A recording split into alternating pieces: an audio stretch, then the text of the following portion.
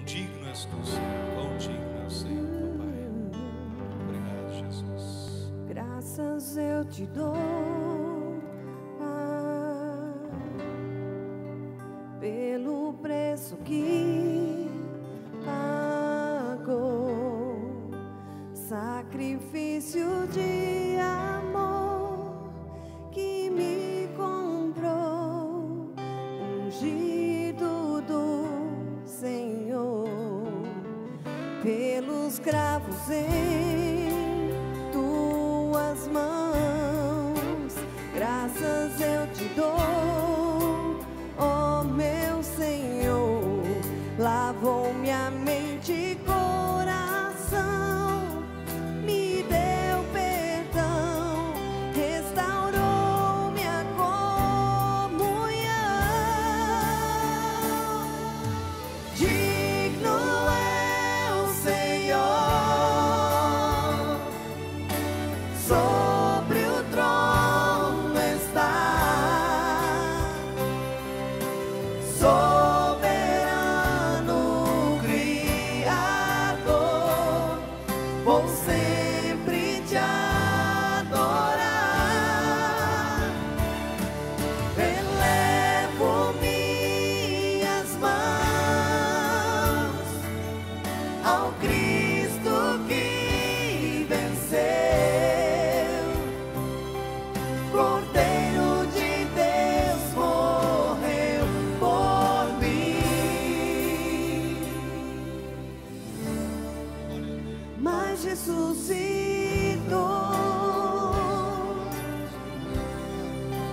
Digno é o Senhor, graças eu te dou, Pai, pelo preço que pagou, sacrifício de amor que me comprou, ungido do Senhor, pelos em suas mãos. Graças eu te dou, ó meu Senhor. Lavou minha mente e coração, me deu perdão, restaurou minha comunhão.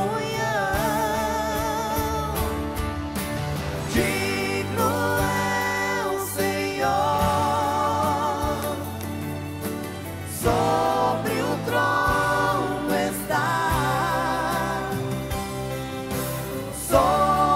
soberano Criador, vou sempre te adorar.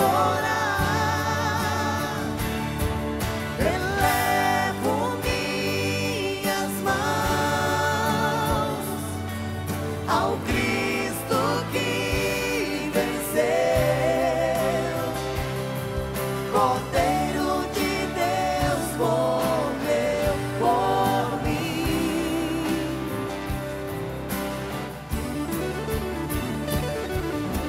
digno é o Senhor, sobre o trono está, soberano Criador, vou sempre te adorar. Elevo minhas mãos ao Cristo que venceu, Cordeiro de Deus morreu por mim, mas ressuscitou.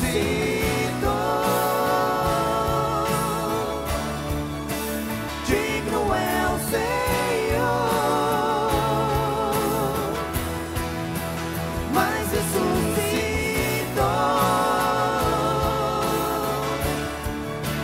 Digno é o Senhor,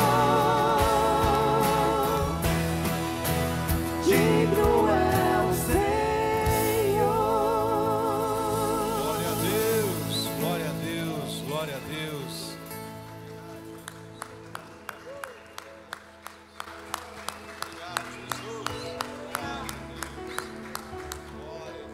Glória a Deus. Papai, obrigado porque o Senhor é digno de receber todo o nosso louvor. Todo o nosso louvor, papai. Pai, por toda essa obra linda, por toda essa obra maravilhosa, por essa obra maravilhosa, Senhor, que nos alcançou, que nos transformou, que nos libertou, que nos fez assentar nas regiões celestiais em Cristo Jesus. Papai, obrigado porque nada partiu de nós, mas tudo partiu do Senhor em prol das nossas vidas. O Senhor fez tudo, o Senhor planejou tudo, e antes da fundação do mundo, o Senhor já tinha um plano para as nossas vidas. E esse plano não foi frustrado, Senhor. Esse plano não foi frustrado, porque nenhum dos teus planos são frustrados, ó Pai. Nada que o Senhor intentou fazer, nada deixou de ser feito, ó Pai. Por isso estamos aqui, por isso estamos celebrando, por isso estamos alegres, por isso estamos aqui, papai. Graças ao Senhor, graças ao Senhor, graças ao Senhor que nos transformou, graças ao Senhor por essa obra linda na cruz, totalmente voltada para as nossas vidas, voltada, papai, para nos fazer santos, separados, papai, inculpáveis, sem culpa alguma, sem vergonha alguma, papai, para podermos nos aproximar confiadamente na presença do Senhor, ó Pai. Pai, aquilo que era impossível para muitos hoje, para nós, isso é totalmente possível, graças a esse amor, graças a essa obra linda, maravilhosa, consumada na cruz do Calvário, em prol de cada um de nós, ó Pai. Muito obrigado por cada vida. Aqueles que não puderem estar presentes, que o Senhor esteja lá movendo nos seus lares, movendo ali nas suas vidas, ó Pai. Aquele que precisa de saúde, nós declaramos já a saúde, papai, que não será conquistada, mas que já foi conquistada, que já foi liberada, que já foi declarada há 2020 anos atrás. Tetelestai, está consumado pelas minhas pisaduras, pelos meus sofrimentos, vocês são sarados, Pai. Nós declaramos saúde. Se alguém presente necessitando de saúde, nós já liberamos a saúde, ó Pai. Saúde sobre cada parte do seu corpo, seja externa, seja interna, ó Pai. Não importa, Senhor, o diagnóstico médico, não importa, papai, aquilo que o diagnóstico diz, o que a medicina diz, o que importa é o que o Senhor disse a nosso respeito. Isso é importante para nós, papai, e por isso nós declaramos saúde plena, da cabeça à planta dos pés. Se alguém triste, se alguém é amargurado, se alguém deprimido, nós declaramos toda essa tristeza, essa angústia sendo lançada sobre Jesus Cristo. Pai, toda preocupação, toda ansiedade nós lançamos sobre Jesus, porque Ele tem cuidado de nós. Ele tem cuidado de nós, Pai. E nós declaramos, Pai, que o Senhor tenha liberdade, continue tendo a liberdade, como o Senhor sempre tem a liberdade aqui, Senhor, para poder ministrar em nossas vidas, continuar ministrando, como tem sido em cada oração, cada louvor, papai, palavra, papai, enfim, Senhor, tenha a liberdade através do Teu Santo Espírito, em nome de Jesus. Amém, Jesus, amém, Jesus. Muito obrigado, Senhor. Amém. Glória a Deus. Vocês podem se assentar, por gentileza. O pastor Alírio pediu para me apresentar, então sou o pastor Roberto, né? A gente congrega e também conduz o trabalho na Comunhão Cristã, aí bem próximo, aqui somos vizinhos, né? Só uns metros de distância aí, e independente da distância, mas nós somos um corpo só, né? Nós não somos dois corpos, nós somos um corpo só, onde existe só um cabeça que é Cristo, e nós temos o privilégio de poder caminhar juntos aí também, né, com os irmãos aqui. A minha esposa, a pastora Sueli, também hoje ela está ministrando lá, né? Então ela, como ministério, está lá trazendo a mensagem lá na Comunhão Cristã, por isso ela não está comigo, mas sintam-se abraçados por nós também como igreja. E pastor Alírio, pastor Ney, toda a equipe ministerial, também a gente agradece a oportunidade mais uma vez de estarmos juntos. Obrigado pela equipe. Quero convidar você, se você quiser acompanhar a leitura em Mateus 16, do versículo 13 em diante. O título da mensagem: Como eu reconheço o Cristo. Então, uma mensagem bastante voltada, né, para cada um de nós. Então, eu incentivo você a meditar bastante também nessa palavra. Com certeza, eu creio que Deus falará com você, vai ministrar na sua vida, e algo grande também vai acontecer na sua vida. Em Mateus 16, do versículo 13 em diante, Diz assim o texto: chegando Jesus à região de Cesareia de Filipe, perguntou aos seus discípulos. Veja que ele está lá numa região e estão os discípulos junto com ele, e ele faz uma pergunta para os discípulos: quem os homens dizem que o Filho do Homem é? Ele faz uma pergunta para os discípulos: o que vocês têm ouvido a meu respeito? Porque ele está falando dele mesmo, assim, né? O que as pessoas, o que os parentes de vocês, o que os amigos de vocês, o que os colegas de trabalho, enfim, o que as pessoas que vocês têm contato têm falado a respeito de mim, de Jesus? E aí eles começaram a responder. Alguns dizem que é João Batista, então, aquele que veio abrir o caminho, ou seja, aquele que veio preparar o caminho para que Jesus entrasse em cena. Outros dizem que é Elias, e outros Jeremias, um dos profetas. Então, todos eles falando sobre alguns profetas que eles haviam ouvido falar. E vocês? Jesus, ele pergunta agora. Então, e vocês? Perguntou ele, quem vocês dizem que eu sou? Simão Pedro respondeu, tu és o Cristo, o Filho do Deus vivo. Respondeu Jesus, feliz é você, Simão, filho de Jonas, porque isto não lhe foi revelado por carne ou sangue, mas por meu Pai que está nos céus. E eu lhes digo que você é Pedro, e sobre esta pedra edificarei a minha igreja, e as portas do Hades não poderão vencê-la. Uma vez mais esse versículo 18, e eu lhe digo que você é Pedro, e sobre esta pedra edificarei a minha igreja, e as portas do Hades não poderão vencê-la. Amém? Jesus, ele estava revelando verdades profundas aqui. Não sei quanto a você, mas eu vejo muitas verdades, né? Tudo aquilo que Cristo sempre ele procurou deixar claro, sempre foram verdades profundas, e aqui não é diferente. E ele estava falando sobre o estabelecimento de uma igreja, da igreja indestrutível. Ele estava falando sobre verdades profundas nesse texto aqui assim, e ele estava falando sobre o quê? Sobre a igreja indestrutível. Uma igreja que jamais seria destruída. Então estava se aproximando a sua morte, o dia da sua morte, e ele precisava revelar, ele tinha que revelar fatos acerca da sua ressurreição. Tanto da morte como da ressurreição. Então nós vamos trabalhar um pouco nessa noite aqui assim, né, sobre as portas do inferno, né, que a palavra deixa bem claro aqui, que elas não vão prevalecer contra a nossa vida. Vamos trabalhar sobre a edificação da igreja. Veja aqui o primeiro ponto que eu quero trabalhar nessa noite aqui, ele está falando aqui, edificarei a minha igreja. Edificarei a minha igreja. Veja, meu amado, minha amada, que somente depois da revelação que Pedro ele tem de quem Jesus ele é, Jesus começa a revelar quem Pedro ele é. Depois que Pedro tem a revelação de quem Cristo significava, do que Cristo era, Jesus começa a revelar quem Pedro ele era. É isso que ele está falando nesse texto. Então, algo muito importante para nós entendermos quem Deus ele é para nós. Eu vejo que nesse tempo que nós estamos vivendo, que já passamos esses meses aí assim que o mundo mudou, muitas pessoas elas esqueceram de quem Deus significa para ela, o que Deus representa para a vida dela. E aqui Jesus ele mostra algo muito importante que nós temos que entender, quem Deus ele é para nós. Quem Deus ele é para a minha vida. Então, quem é Jesus para mim, para você? Porque com essa revelação eu vou saber quem eu sou de verdade. Quem eu sou de verdade e qual é a minha identidade. Enquanto eu não entender quem Cristo é para mim, eu não vou entender quem eu sou para Cristo.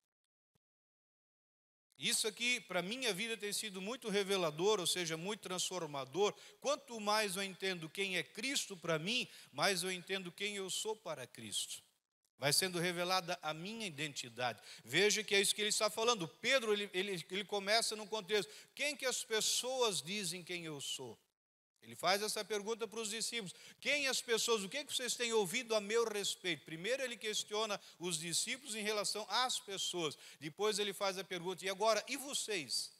Vocês que caminharam comigo esse tempo todo, vocês que viram cego enxergar, coxo andar, mudo falar, surdo ouvir, paralítico sim, vocês que viram a multiplicação dos pães, vocês que viram leprosos serem limpos, vocês que viram todas essas maravilhas, o que eu significo para vocês? É isso que ele está falando nesse contexto aqui assim. De repente todos ficaram meio quietos e tal, daí de repente Pedro diz: tu és o Cristo. E veja que Jesus diz que não foi carne e não foi sangue, ou seja, não foi uma revelação humana, não foi um entendimento lá consultando o Google para ver quem é Cristo. Ele assim, deixa eu procurar aqui no Google para ver quem é Cristo. Não, ele deixa bem claro, não foi sangue, não foi carne, mas foi o Espírito do Pai, o Espírito de Deus que te revelou. E ele diz: agora Pedro, agora Simão, Jonas, a partir desse momento que você tem essa revelação de quem eu sou, agora eu vou mostrar quem você verdadeiramente é. Só depois da revelação que Pedro teve de quem era Jesus, Jesus mostra quem era Pedro. Veja que enquanto eu não saber, enquanto eu não reconhecer quem verdadeiramente é Jesus, o que ele significa para mim, eu não saberei a minha identidade. Eu não saberei quem eu sou. Eu vou viver a vida talvez dentro de um templo, dentro de uma estrutura, mas sem poder manifestar quem eu sou verdadeiramente. Só depois que eu entendo quem é Cristo, que eu começo a entender quem eu sou. Porque quantas pessoas que infelizmente estão nas igrejas, mas elas se consideram pior do que elas eram antes de Cristo. Sempre sou um pobre, miserável, pecador, eu não valho nada, isso e aquilo, sempre se lamentando de uma vida que não é mais a vida dele, era a vida dele, o passado dele. Então, quem Jesus é para mim, quem ele é para nós, então quando eu tenho essa revelação, eu vou saber quem eu sou de verdade, qual a minha identidade. Meu amado, minha amada, ouça, a nossa nova identidade, ela já é uma realidade, nos céus e também no inferno. Nossa nova identidade já é uma realidade, já é. Ela é uma realidade tanto nos céus quanto no inferno. Tanto de um lado como do outro, porque nos céus nós já estamos com Cristo. E o diabo, os demônios já sabem quem nós somos. Eles já sabem quem faz parte da nossa vida. Eles já sabem quem conduz a nossa vida. Então ouça algo muito importante. Se você não tem clareza do que Cristo representa para você, jamais vai ter clareza do que você representa para Ele. Então Jesus diz: tu és Pedro. Jesus aqui ele troca o nome de Simão para Pedro, que significa então uma pequena rocha, o fragmento de uma rocha. E Jesus disse que ele iria construir a sua igreja e as portas do inferno não prevaleceriam contra ela. As portas do inferno não prevaleceriam. Pastor, o que isso significa para a minha vida?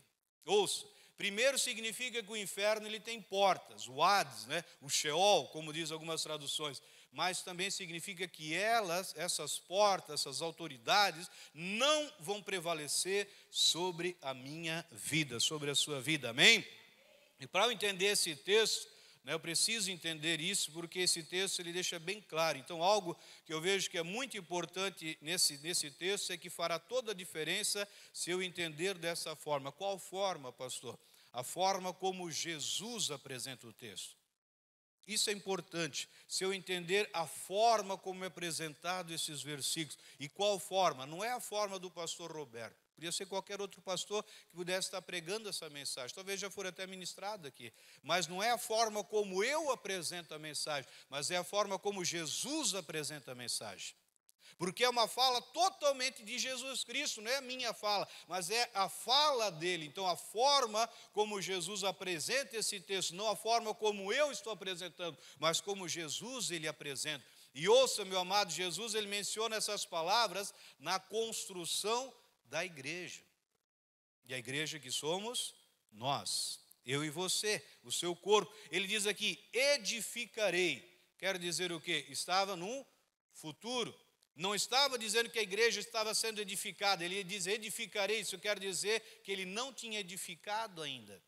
Não tinha edificado. Então, algo poderoso que diz aqui assim, antes de Jesus edificar a sua igreja, ouça isso.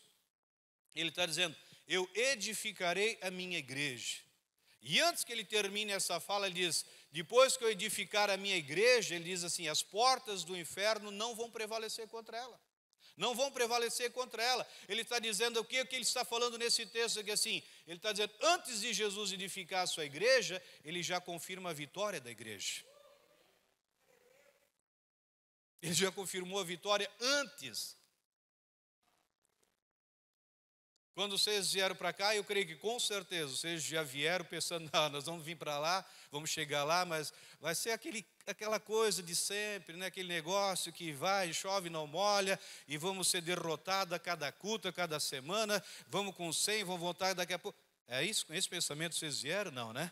Vocês já vieram, não, nós vamos chegar lá, e esse lugar vai ficar pequeno, e daqui a pouco vamos alugar o lugar do lado, e vamos dominar essa região toda, por quê? Porque a igreja, ela é vitoriosa, ela não é fracassada, ela é vitoriosa, só que a vitória, ela veio antes de ser declarada que ela seria feita. Antes de Jesus, meu irmão, vou repetir isso, minha irmã, antes dele edificar a sua igreja, ele já confirma a vitória da sua igreja. Meu Deus, quando a gente entender isso, eu sempre falei, vários cultos que eu ministrei, várias oportunidades, eu sempre, pastor, porque o diabo, porque o demônio, porque o governo, não, ninguém nesse mundo, ele tem poder para parar uma obra vitoriosa que Jesus disse que seria. Fechar as igrejas, não, nunca ninguém, a única forma deles parar uma igreja é tirando a nossa vida. A única forma. Podem fechar os templos, mas não podem fechar a mim e a você. Não tem como fazer isso. Então, antes de Jesus edificar a igreja, ele confirma a vitória da sua igreja. Glória a Deus, meu amado. Antes de você, ouça isso, antes de você ter dito sim para Jesus, o que ele disse sobre você? Antes, quando eu disse sim para Jesus, foram mais de 30 anos atrás. 31, 32, 33 anos atrás eu disse sim para Jesus. Mas antes que eu dissesse sim, ele já tinha declarado, você já é mais que vitorioso. Antes de sair o sim da minha boca, já tinha vitória certa na minha vida. É isso que ele está dizendo. Antes de eu dizer sim, Jesus tinha dito, nada e ninguém poderá derrotar você, meu amado, minha amada. Nada e ninguém. Por isso, nós não fizemos campanha de vitória para isso, vitória para aquilo, vitória para aquilo. Por que fazer campanha se nós já somos declarados vitoriosos antes de se tornar igreja? Antes. Se nós fizermos uma campanha para a vitória, quer dizer, Jesus, quando tu falasse isso, que tu ia edificar a igreja e as portas do inferno não iam prevalecer, aquilo não é para nós, Jesus, porque nós temos que fazer alguma coisa para ter vitória, Jesus. É isso. Ele está dizendo, antes de eu dizer sim, antes da igreja surgir, ele deixa bem claro, sobre esta pedra eu vou edificar a minha igreja e as portas do Hades, as portas do inferno não poderão vencê-la. Não poderão. É ele que está dizendo, não poderão. Pastor, mas o senhor não conhece. Não pode, meu irmão, não pode. Porque é o próprio Jesus. Pastor, eu pensei que esse negócio de igreja não tem nada a ver com Deus, mas é Jesus falando, Jesus mostrando o quanto é importante nós sermos igreja. Quanto é importante ser igreja, não é como muitos dizem, eu faço parte de uma denominação. Não, Jesus não está falando que ele iria edificar uma religião, uma denominação. Ele está dizendo que ele estaria edificando o seu corpo. O seu corpo, não uma denominação, não uma religião. Eu tenho pregado isso constantemente. O único papel da religião no mundo é afastar as pessoas de Deus. A religião nunca salvou uma vida, nunca transformou uma pessoa, nunca libertou uma pessoa. A religião só afasta as pessoas de Deus. O único que aproxima de Deus é Cristo Jesus. O único que aproxima. Veja 1 Coríntios 12, 27, diz, ora, vocês são o corpo de Cristo.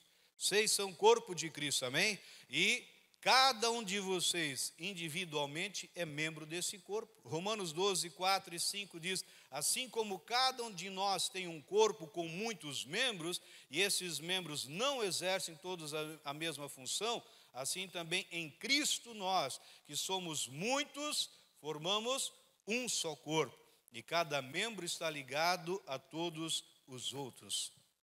Então, falando com Pedro, depois da revelação de quem era Jesus, ele começa mostrando que a igreja, ela é triunfante.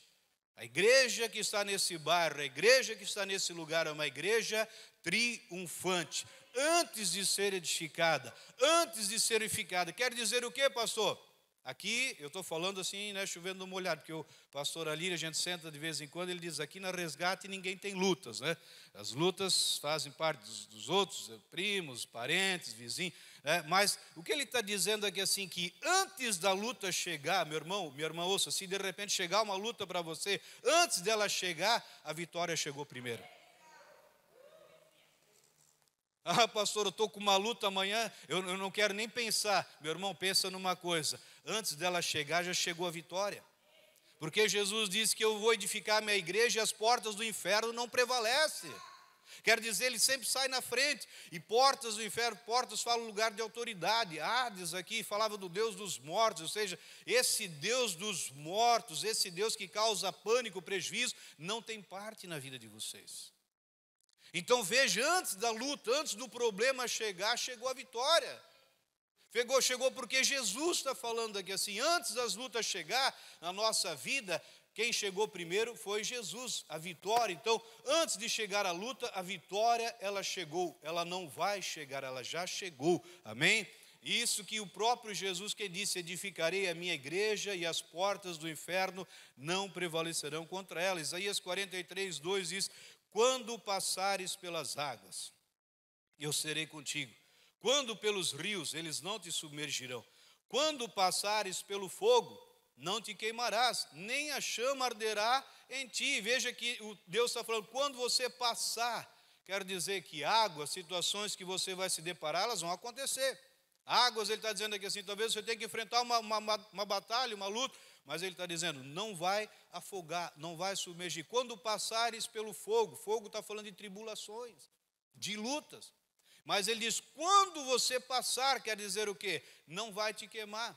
Você sabe por que quando você passa pelas tribulações você não queima? Quando você enfrenta as águas você não afoga? Porque se você afogasse, Deus afogava junto. Se você se queimasse, Deus se queimava junto. Então, quando ele diz que eu estarei convosco todos os dias, ele está conosco em todos os momentos. Sejam bons, sejam eles que a gente não considera tão bons. Você lembra de Josué e Caleb?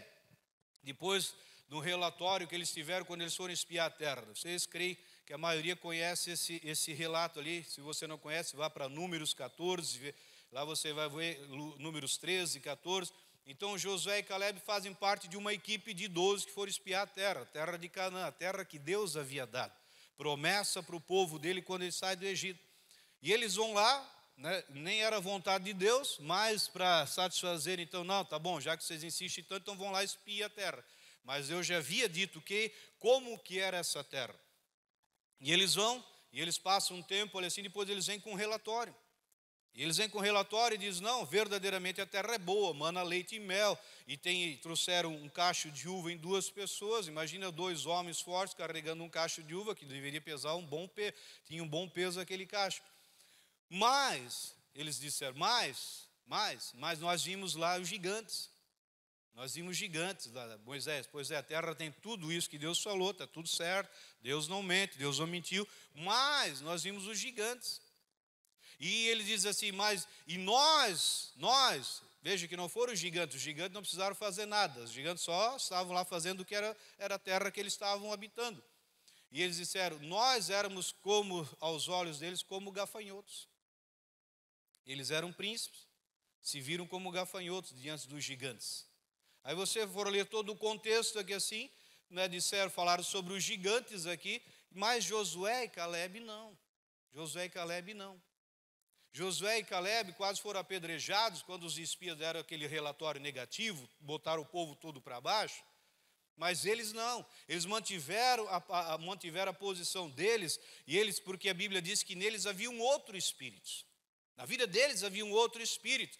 Então, veja no Números 14, 9, diz assim, tão somente não sejais rebeldes contra o Senhor, e não temais o povo dessa terra, falando dos gigantes.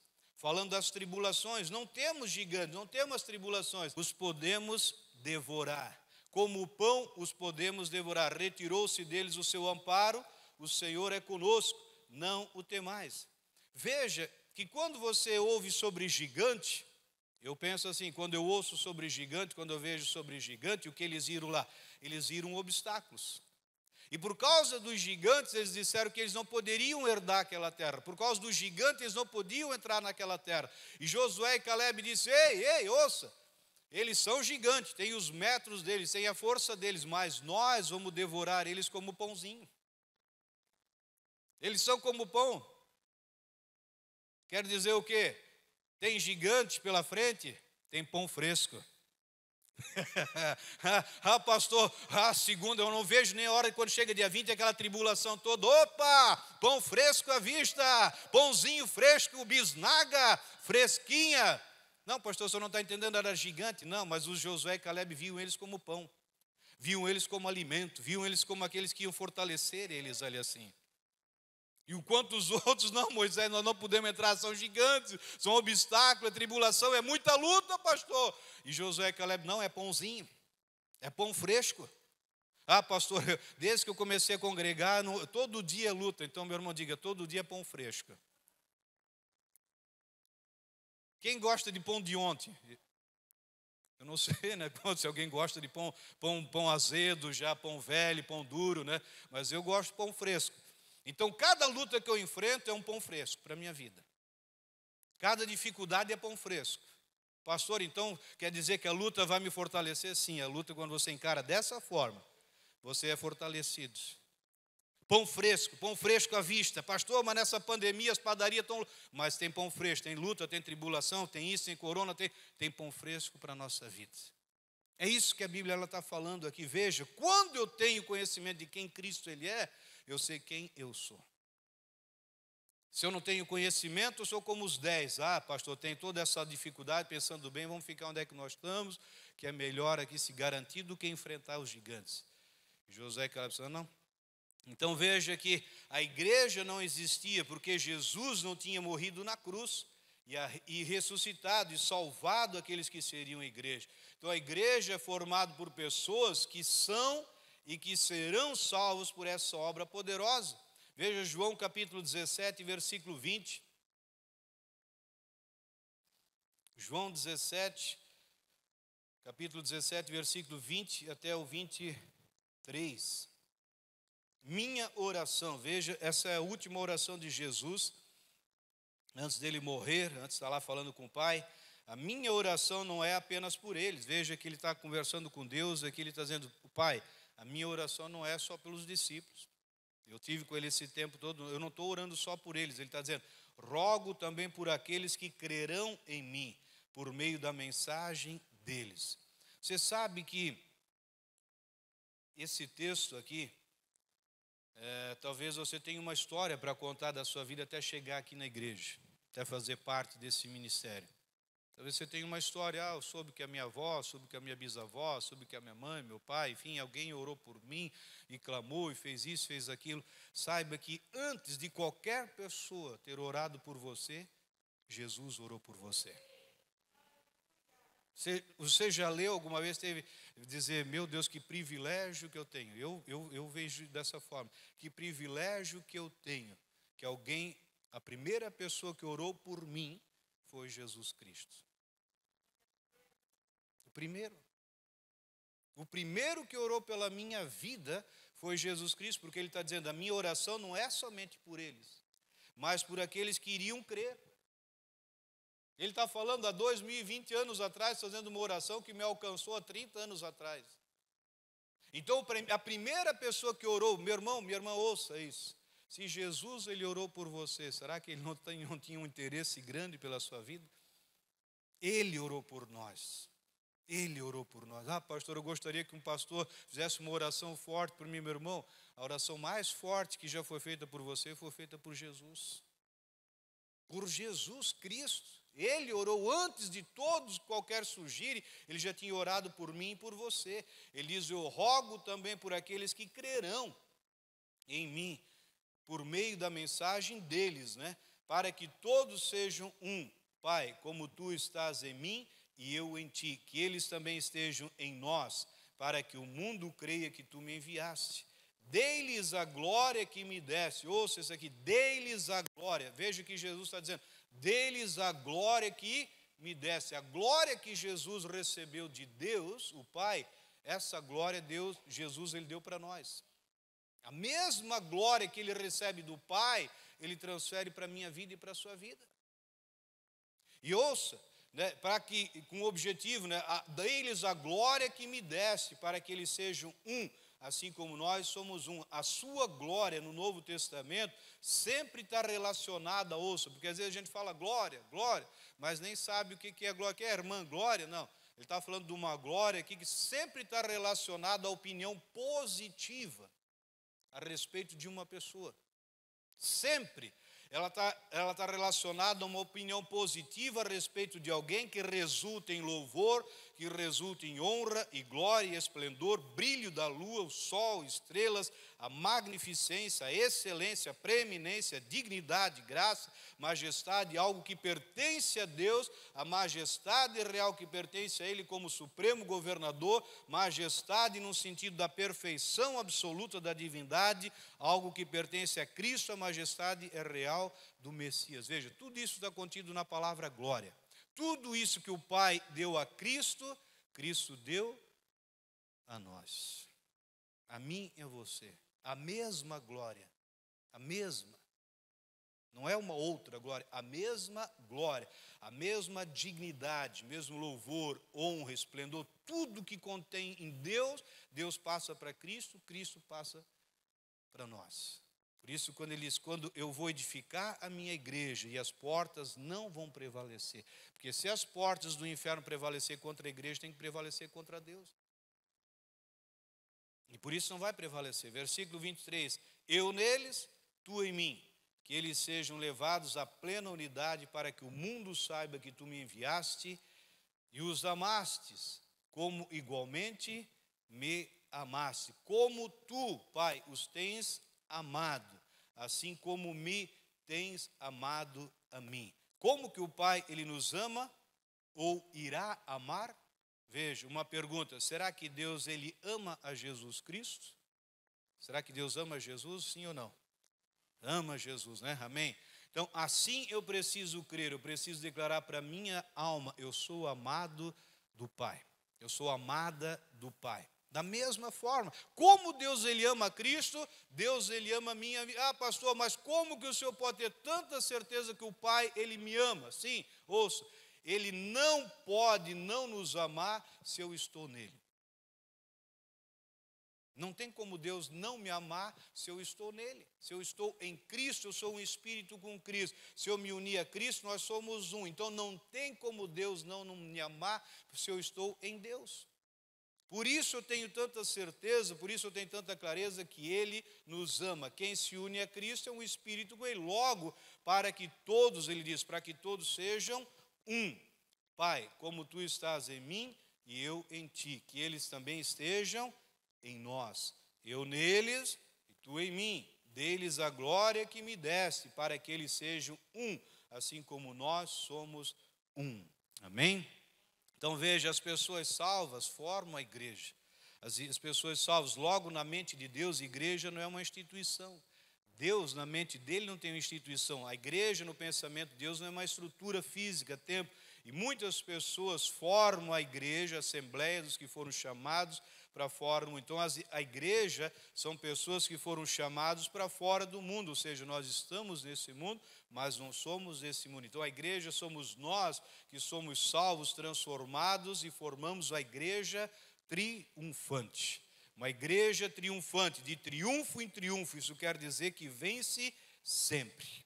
Amém? Vence sempre. Veja que quem determina que a igreja é vitoriosa, e ela é vitoriosa, não será, mas ela já é vitoriosa. Muitos dizem, pastor, agora nós vamos sair mais vitoriosos. Não, nós já somos mais vitoriosos. Nós não saímos, nós já somos, porque nós não mudamos a nossa identidade. A pandemia não mudou a minha identidade, a pandemia não mudou quem Deus ele é. Deus continua sempre sendo o mesmo que ele foi de eternidade a eternidade. Muitos falam do novo natural. Não, meu irmão, não tem novo natural. Nós somos aquilo que Cristo diz que nós somos. Nós somos uma igreja de triunfo. A igreja triunfante. Quem determina que a igreja é vitoriosa, e ela é vitoriosa, não há denominação, mas é o próprio Jesus Cristo falando àqueles que foram salvos pelo sangue. É Ele que diz que nós somos, não somos nós que dizemos, mas é Ele que diz. Então, quem chama para fora do sistema do mundo, o Evangelho, as boas novas e cristão, a igreja não vive de acordo com a realidade desse mundo. O mundo vive de uma forma, a igreja vive de outra forma. O mundo vive de uma forma, a igreja vive de outra forma, amém? Se nós vivermos de acordo como o mundo está vivendo, qual a diferença que a gente vai fazer nesse mundo? Se as pessoas olharem para nós e vermos que a gente está temendo as mesmas coisas que eles temem, fogem das mesmas coisas que eles fogem, qual a diferença? Quem vai querer o Deus que você vamos oferecer para elas? Dificilmente. Eu pelo menos seria um que se alguém me abordasse, fosse igual a mim, eu jamais ia querer o que ele estaria oferecendo para mim. Ele tem que mostrar uma diferença. Então nós somos a luz do mundo. Nós somos o sal da terra. Você sabe, quem dá o sabor para todo esse bairro aqui, dessa região, se chama Comunidade Resgate. O corpo de Cristo nesse lugar. É a comunidade, vocês que mudam o sabor desse lugar. Sal significa que tem dois propósitos, né? Dar sabor e dar qualidade, ou seja, conservar e dar sabor. Então quem traz o sabor, quem muda o sabor dessa região é a igreja. Nós somos a luz, nós somos o sal. Nós não seremos, um dia quem sabe, um dia não, nós já somos. Então quer dizer, aonde nós chegamos, a diferença chegou, a mudança chegou. Mudança chegou, mudança chegou. Segundo lugar para a gente encerrar, as portas não resistirão, portas do inferno. Então Hades, só aqui em Mateus Jesus menciona, né? E o que significa então as portas no Antigo Testamento, no tempo de Jesus? Determinava a força de uma cidade. Porta sempre estava relacionada à força de uma cidade. Então, se você for estudar, se você for profundo, você vai ver que nas portas das cidades, era a força da cidade estava ali. Então, ali faziam negócios, anciãos e assim por diante. Tinha muita coisa que acontecia ali. Então, era um lugar de segurança. Então, para o inimigo chegar, tinha que vencer as portas, para ele poder adentrar na cidade. Sempre as cidades eram muradas e assim por diante. Então, as cidades rodeadas por muro, para que as pessoas entrarem na cidade, precisavam passar pela porta. Então, essa porta representava a força, o poder dessa cidade. Então, em outras versões, a palavra Hades, né, fala Hades no original, que significa um Deus que presidia o reino dos mortos. É isso que significa o Hades. Então, quando Jesus ele fala que as portas do inferno não irão prevalecer, o que ele estava dizendo era que o Deus que preside o reino dos mortos não vai dominar. Ele não vai dominar, ele não irá prevalecer contra a minha igreja. É isso que Jesus, quando ele fala as portas do Hades, as portas do Seol, as portas do inferno, não vão prevalecer, quer dizer o quê? O Deus que governa esse reino, que é o Deus dos mortos, ele não terá poder sobre a minha igreja. Veja que o próprio Jesus está falando, ele diz assim, né, ele deixa bem claro que assim, esse era o pensamento de Cristo, um outro sentido do Hades, a casa do reino dos mortos. Então, uma pergunta que eu faço, o que é que nós estamos vivendo nos nossos dias? Qual o cenário que a gente vive nos nossos dias? O mundo está vivendo com medo. O medo do quê? Medo da morte. O mundo vive com medo da morte. O mundo vive com medo da morte. Onde o reino da morte está querendo se impor?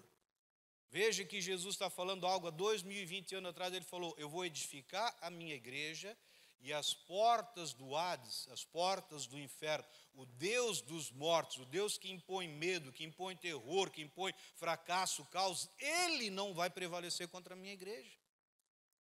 Ele não prevalece. E a gente vive num cenário incerto, né? Incerto para as pessoas que não têm Cristo, porque o meu cenário ele é certo, eu já tenho falado várias vezes, o meu cenário ele se origina na cruz. A partir da cruz, o meu cenário é certo. Não é um cenário, pastor, o que vai acontecer em 2021? Não, meu irmão, não precisa se preocupar o que vai ser em 2021, nem 22, nem 23, nem nada. Você só precisa saber o que aconteceu 2020 anos atrás. Porque dali parte um cenário certo para a minha vida e para a sua vida. Parte um cenário certo para a sua família, para o seu casamento, para a sua empresa, para a sua saúde, para as suas finanças. Parte tudo daqui. O futuro nosso não está na frente. Nós cantamos a música, o nosso futuro já chegou. Futuro já chegou, futuro já chegou. Quando chegou, pastor? Há 2020 anos atrás. Há 2020 anos, pastor, eu não vejo a hora deles fazer a vacina para o corona. Pastor, eu já nem saio de casa porque eu estou com medo do corona. Eu não saio. Enquanto que não vier a vacina, pastor, eu não vou para a igreja. Enquanto não vier... Meu irmão, a minha vacina já chegou. Não sei quanto a sua, mas a minha veio há 2020 anos atrás, foi dada a minha vacina. Há 2020 anos veio a vacina do corona, do chikungunya, da febre amarela, do zika, e assim vai. Tudo partiu daqui. Tudo parte daqui. Não espere por uma coisa que você já tem disponível. Como que eu recebi Cristo, pastor?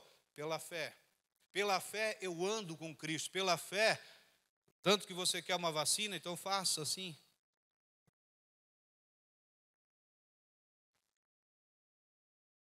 Agora eu estou são, agora eu posso sair na rua, posso ir lá para o boteco, posso ir lá comer meu x-salada.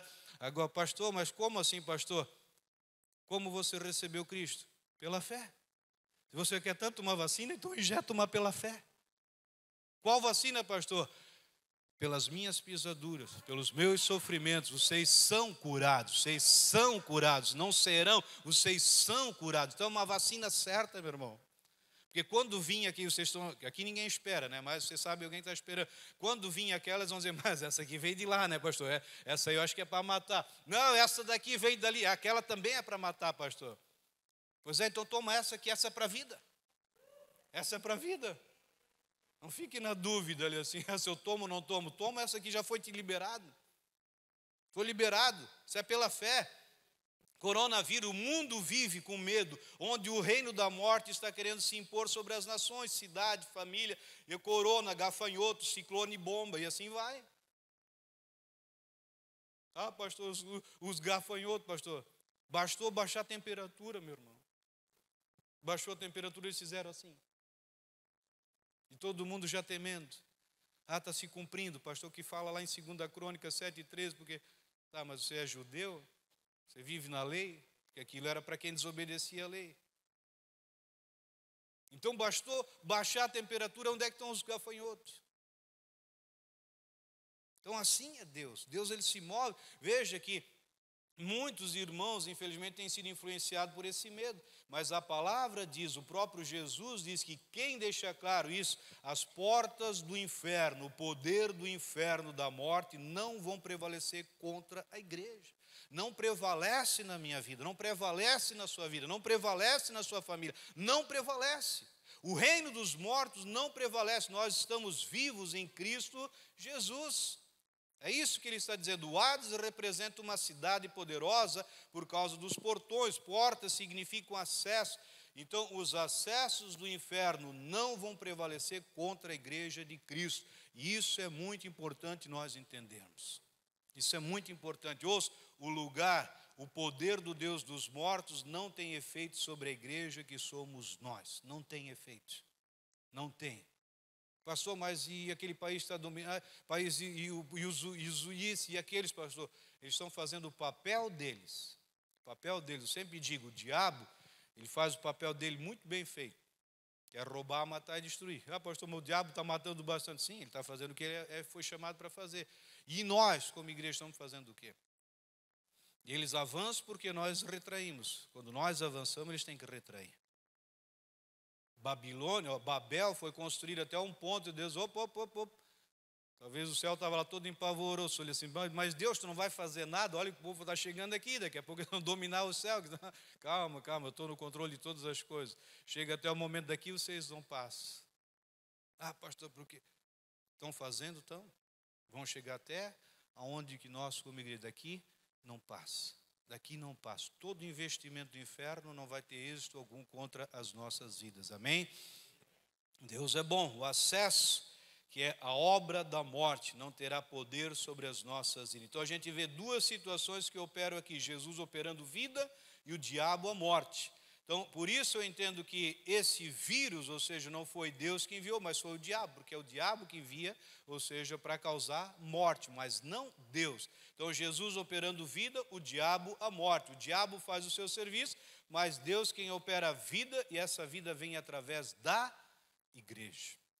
A vida em Blumenau, a vida em Gaspar, a vida em Ilhotas, os irmãos daqui da região, assim, a vida que opera lá é através da igreja. É através da igreja. A vida só vai se manifestar através da nossa vida, que nós somos igreja. Então você sabia, meu amado, minha amada, nós, igreja, o corpo de Cristo, somos os únicos que podem e têm a função de gerar vida?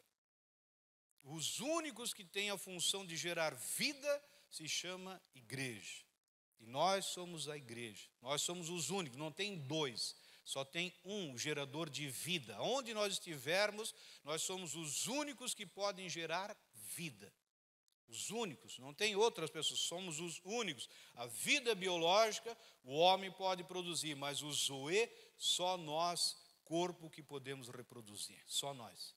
A vida biológica, criar um bebezinho surgindo aqui, outro lá, mas a vida transformada, a vida em Cristo, a igreja triunfante, só nós podemos gerar. Não tem mais ninguém. Só nós. Então, somente nós. João 5,39, vocês estudam cuidadosamente as Escrituras, porque pensam que nelas vocês têm a vida eterna. E são as Escrituras que testemunham a meu respeito. Contudo, versículo 40, vocês não querem vir a mim para terem vida. Veja que ele está falando para os religiosos. Vocês estudam tanto as Escrituras para encontrar a vida. Agora, eu cheguei que sou a vida, daí vocês me resistem, vocês não me querem. Então, nós somos geradores de vida através da vida, que é Jesus Cristo em nós, que é Jesus Cristo em nós. E uma situação que Jesus Cristo, ele estava no barco junto com os discípulos, né? Mateus 8, versículo 23 em diante. E com isso eu quero estar encerrando a palavra. Uma outra situação, então, Mateus 8, versículo 23, diz assim: entrando ele no barco, seus discípulos o seguiram. De repente, veja, de repente, né? Uma tempestade violenta, uma violenta tempestade abateu-se sobre o mar, de forma que as ondas inundavam o barco. Jesus, porém, dormia. Os discípulos foram acordá-los, clamando: Senhor, salva-nos, vamos morrer. Ele perguntou: por que vocês estão com tanto medo, homens de pequena fé? Então ele se levantou, repreendeu os ventos e o mar e fez-se grande ou completa bonança. Os homens ficaram perplexos e perguntaram: quem é este que até os ventos e o mar lhe obedecem? Versículo 28. Então, quando ele chegou ao outro lado, a região dos Gadarenos, foram ao seu encontro 2 endemoniados, que vinham dos sepulcros. Eles eram tão violentos que ninguém podia passar por aquele caminho. Até aí está bom. Nesse versículo aqui assim. Então, aqui, nessa outra situação, Deus, veja que você conhece um pouco desse cenário aqui, e eles estão diante de uma tempestade que se levanta contra eles. Essa tempestade, meu amado, minha amada, veja que os discípulos, eles embarcaram porque Jesus disse para eles embarcar. Jesus diz: embarquem, passem para o outro lado. E Jesus estava nesse barco. Veja que a tempestade, veja que a fúria do mar, do vento se levantou contra quem? Os discípulos e Jesus. Jesus não estava imune às tempestades dessa vida, como nós também não estamos imunes. O ciclone bomba que veio aí assim, talvez atingiu alguém daqui, talvez a maioria não for atingido, talvez um outro foi atingido. Então os ciclones, as tempestades da vida, elas não nos isentam, ou seja, por estarmos aqui, por sermos igreja, não quero dizer que estamos isentos de enfrentar essa situação. Mas veja que eles estavam aqui assim, iam para uma missão, e eles ficaram perplexos aqui assim, porque não foi Deus que enviou essa tempestade. Veja, pastor, essa tribulação foi Deus que enviou, pastor, não, veja, não foi Deus que enviou. Não foi Deus, porque se fosse, Jesus não iria repreender o vento. Você consegue ver Jesus indo contra uma palavra do Pai? Jesus, ele diz a Bíblia que ele fez tudo que o Pai mandava fazer, ele fazia. Então, se fosse Deus que tivesse enviado o vento e Jesus repreendido o vento, Jesus estava indo contra a vontade do Pai. Então não foi Deus que enviou o vento, não foi Deus que enviou a tempestade, mas a Bíblia está dizendo que eles iam chegar na região de Gadara, e naquela região aqui fala 2 endemoniados, outra tradução fala de 1 endemoniado, e esse endemoniado tinha uma legião de demônios, essa legião tinha 6.000 demônios.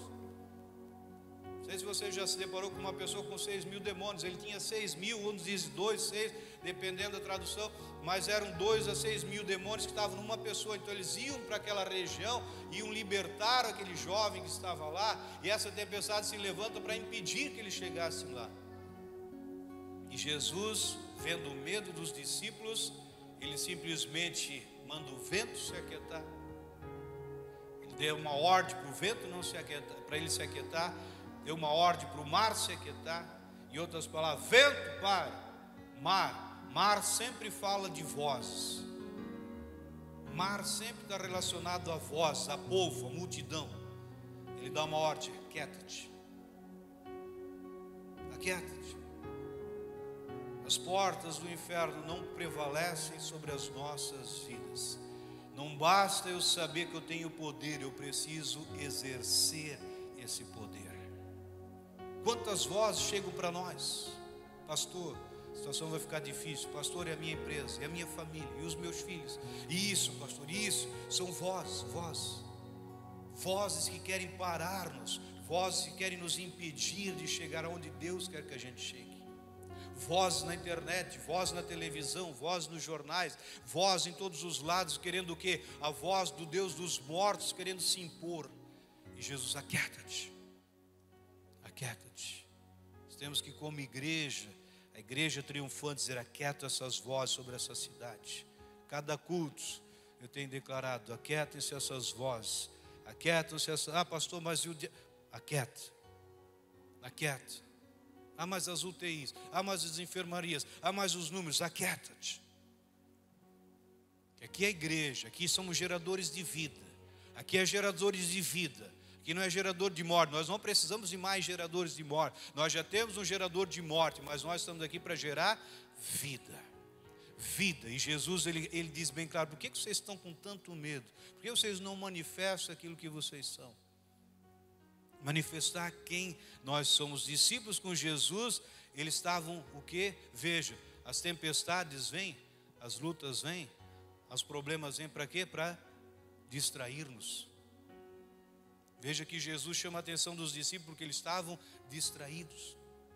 Distraídos com o quê? Com o vento. Distraídos, pastor, eles conheciam o mar. A maioria deles eram pescadores, com certeza eles enfrentavam várias situações no mar. E eles estavam ali com medo porque eles estavam distraídos. Agora distraídos com o quê? Ventos, ondas, ventos, ondas. Quantas pessoas distraídas ouvindo isso? Pastor, eu li isso, pastor, eu vi aquilo, pastor, e decretaram mais isso, pastor. E aí estão lá, em vez de dizer: quieta-te, cala-te, cala-te. Meu irmão, minha irmã, use a sua língua para calar, para cessar as vozes que vêm contra a sua vida, contra o seu casamento, a sua empresa, seus negócios. Não pense: ah, pastor, o que vai ser da minha empresa? Pense quanto que você vai, quais os galpões novos você vai adquirir, quantos funcionários a mais você vai contratar, quantas empresas a mais você vai ampliar. É assim, porque a igreja, quando Jesus diz: antes de edificar-lhes a minha igreja, as portas do inferno não vão prevalecer. E não vão prevalecer em 2020, 2030, 2020. Não prevalece, não prevalece, não prevalece, porque o próprio Jesus Cristo, ele falou bem claro: as portas não vão prevalecer, as portas não vão prevalecer. A igreja tem capacidade e o poder para destruir as obras do diabo. Eu vim nessa noite aqui para dizer para você: nós somos os responsáveis para destruir as obras do diabo. Nós somos os responsáveis. Não espere por outro. Olhe para você, receba o poder, manifeste o poder que está na sua vida, e você vai ver. Porque não é o diabo que tem que, não é ele que você que tem que temer ele, mas ele tem que temer você. Porque ele sabe que quem venceu, ele está em você. Quem destruiu ele, quem anulou ele, foi quem está em você, quem está em nós, que é Jesus Cristo. Então, onde nós chegamos, Jesus está chegando. Se tem um demônio que está dominando, ele falou: acabou o nosso tempo, a luz chegou, as trevas têm que bater em retirada. Meu irmão, minha irmã, quem já matou uma cobra? Não precisa levantar as mãos aqui. Eu já matei alguma. Dona Maria, esse dela me mostrou uma ali que eu disse: meu Deus do céu, se eu estivesse perto daquela cobra, já tinha fugido. Mas ela pegou uma espingarda e matou. Mas isso era quando ela tinha uns 30, né, 20 e pouco, ali assim, né? Porque hoje já é um pouco mais, mata mesmo. É mulher matadora de cobra, né? A última que eu matei foi na minha garagem, Majaracuçu, né? Estava lá na garagem. Quando eu vi aquele bichão lá, só disse para a Sueli: fica de olho nela que eu vou me preparar para matar a bicha lá, né? Quem que mata uma cobra? Como é que se mata uma cobra? Ah, pastor, corta o rabo da cobra e está tudo certo, eu vou lá pregar, brincar com ela que está tudo certo, né? Corta o rabo e se ela tiver a oportunidade de te morder, você é contaminado, você pode morrer pelo veneno dela. Ah, pastor, então eu vou quebrar a espinha da cobra. Quebrando a espinha da cobra, eu mato a cobra. Não, quebrando a espinha, ela fica lá e para cá, mas ela, se tiver oportunidade, ela vai te morder e vai te matar também. A única forma de matar uma cobra, cabeça. Na cabeça. Na cabeça você esmaga e você mata ela. Quando Cristo, ele foi para o Gólgota, a Bíblia diz que aqui é o lugar da caveira. Gênesis 3:11, a serpente fere o calcanhar e Cristo esmaga a cabeça. Quando a cruz é enterrada naquele monte do Gólgota, a cabeça foi esmagada. Agora eu te digo, como é que nós temos um inimigo com a cabeça esmagada? Qual o poder que ele tem sobre a nossa vida? Qual o poder que ele tem sobre a minha vida? Eu estou lidando com um cara que está esmagado, a cabeça esmagada. Não foi o pastor Roberto que esmagou. Eu não precisei esmagar, foi Cristo que esmagou. Quando ele cravar a cruz, cravou na caveira, cravou na cabeça. Ele deixa bem claro, ele destruiu aquele que tinha o poder da morte. Destruídos. Nós encaramos, nós vamos para cima do inimigo que foi destruído. Não por nós, por Jesus. O mérito é dele. Eu só preciso afirmar aquilo que me pertence. Não diga ao diabo, ao demônio, ao inferno: pastor, o senhor não sabe, eu vi. Tem gente que vem para mim: pastor, eu vi o capa preta, e vi aquele, e vi o preto velho, e o chikungunya, não sei mais o que. Meu Deus, meu irmão, só vê essas coisas, não vê um anjo, não vê Jesus, não vê nada, só vê, não é, pastor, porque ele era daquele tamanho, porque esse tinha braço, esse tinha asa, esse tinha os dentes, outro tinha um garfo, e daí? Não, porque daí eu recuei, fui me esconder. Não, mas eles não são nada. Não, pastor, mas é que, não, eles não são. O poder que triunfa, o poder para manter eles no lugar deles foi nos dados. O poder está sobre a nossa vida. Pastor, eu não passo naquela loja lá do shopping, aquela loja tem os incensos, tem umas estátuas lá, pastor, quando eu passo, eu fico mal, pastor. Quem tem que ficar mal é eles quando você passa lá. É eles que tem que passar mal, porque chegou a luz ali, tudo que era treva, meu Deus do céu, chegou algo que mudou o cenário, que assim, porque chegou quem gera vida, gerador de vida chegou ali assim. Eles têm que passar mal, não nós. Se eu passar mal, tem uma coisa errada comigo. Por eu não saber quem eu sou em Cristo Jesus. Quando eu sei quem eu sou em Cristo, quem passa mal são eles. Porque Jesus diz: eu vou edificar a minha igreja. A igreja foi edificada. E essa igreja, antes de ser colocado o alicerce, já tinha vitória declarada. Então eu não clamo por vitória, eu só manifesto a vitória que já me foi dada. A vitória que já me pertence. Pastor, eu vou orar para Deus me dar vitória. Não, meu irmão. Receba aquilo que já te pertence. Não gaste a tua saliva pedindo. Use a sua saliva para trazer existência aquilo que te pertence. Amém? Você pode aplaudir a Deus. Vamos nos colocar de pé.